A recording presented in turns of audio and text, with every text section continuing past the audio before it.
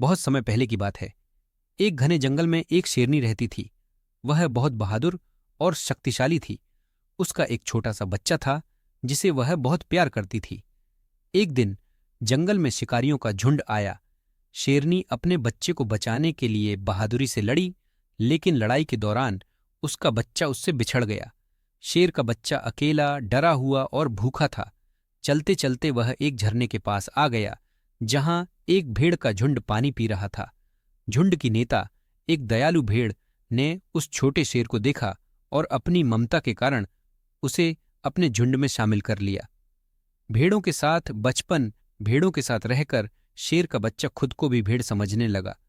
वह भेड़ों की तरह घास खाता, डरपोक बनकर रहता और शेर की दहाड़ के बजाय भेड़ों की तरह मैं करता। वह जानता ही नहीं था कि उसकी असली पहचान क्या है।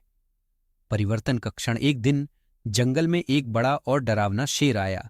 भेड़ों का झुंड डरकर इधर उधर भागने लगा, लेकिन वह शेर के बच्चे को देखकर चौंक गया।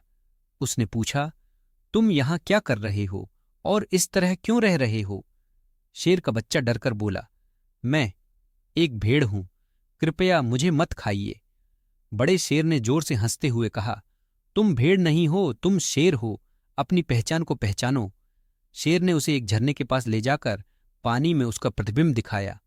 शेर का बच्चा चौंक गया, क्योंकि वह पहली बार समझ पाया कि वह भेड़ों से बिल्कुल अलग है।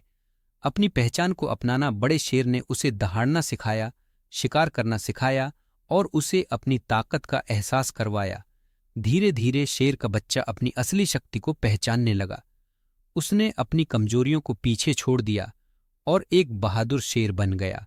कुछ समय बाद उसने पूरे जंगल पर राज करना शुरू कर दिया।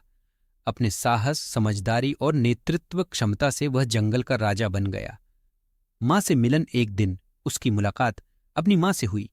उसकी मां की आंखों में गर्व और खुशी थी। उसने कहा, मैंने हमेशा माना था कि मेरा बेटा एक दिन जंगल का राजा बनेगा।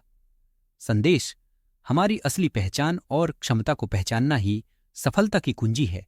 चाहे कितनी भी कठिनाइयां आएं, हमें अपनी ताकत और काबिलियत पर भरोसा करना चाहिए।